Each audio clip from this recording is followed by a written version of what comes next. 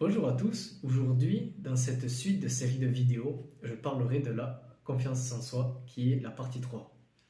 Donc qu'est-ce qui fait qu'on va manquer de confiance en soi? Ça peut être à cause des moqueries physiques, psychologiques, ça peut être dû à des commentaires tout le temps négatifs ou à plein d'autres exemples tels que le rejet, l'abandon, la séparation, peut-être un entourage toxique, etc. Mais donc qu'est-ce que cela peut produire?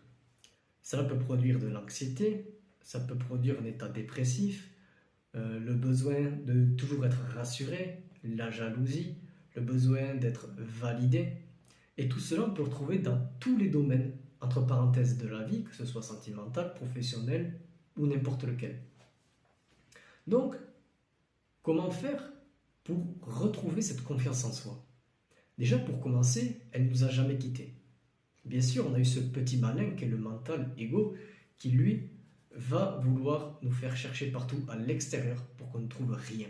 Donc, cherche et ne trouve pas. Le processus va rester le même. Il va falloir commencer par observer, accepter, accueillir, pour ensuite s'en détacher et lâcher prise totalement. Et de s'en remettre au bon guide, peu importe le nom qu'on va lui donner, parce qu'il va nous amener au bon endroit qui est en nous-mêmes. Et donc la phrase, ça sera « cherche et tu trouveras ». Après, bien sûr, que dans ce processus, on peut commencer à trouver, à rencontrer des personnes ou n'importe quoi qui vont nous aider, mais ce ne seront que des aides parce qu'initialement, on aura fait le choix de vouloir avancer et guérir.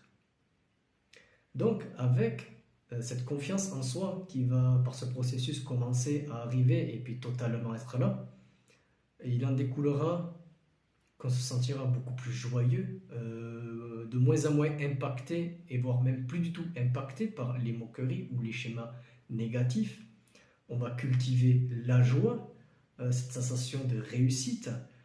On va être positif de plus en plus. Donc, plus on va lâcher tous ces schémas répétitifs négatifs, plus on va se sentir léger en soi. On va se sentir heureux et surtout d'être connecté à notre véritable essence, qui est l'amour pur, l'amour véritable, qui est le soi. Voici la fin de cette vidéo. À bientôt.